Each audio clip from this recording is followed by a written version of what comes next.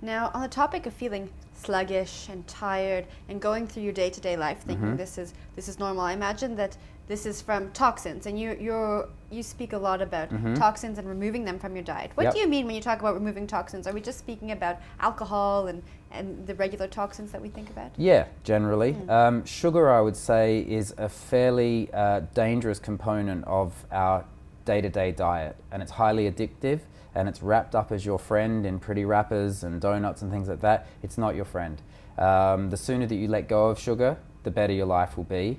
It's highly addictive. It's very difficult. If you doubt that, just try to give up sugar, because it's really tough.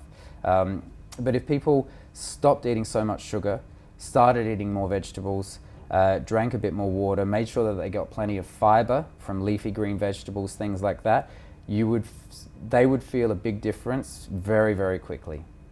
Now, we're talking about all sugars. Should we give up fruit? No, absolutely not, because fruit has lots of fiber and macronutrients and all of that kind of stuff.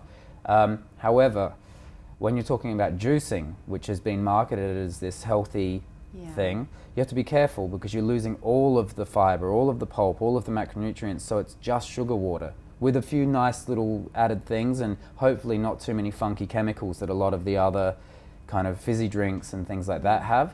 But it is what it is. So if you're juicing every morning and every lunchtime and wondering why you're not losing weight, it might be that your sugar intake is still too high. Now, I think I read somewhere where you were talking about a fat on the back of your arms, that being contributed to toxins. Yeah, it can be.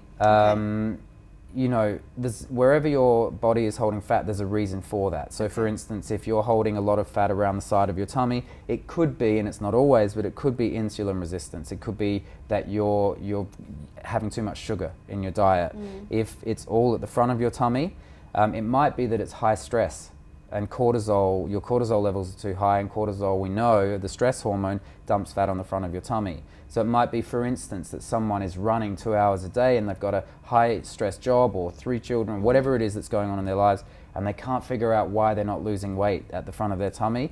It might be that they need to sleep in one morning and do some meditation and do some yoga, and we do that with our clients, you know, from all walks of life, and we see incredibly quick results, dramatic results.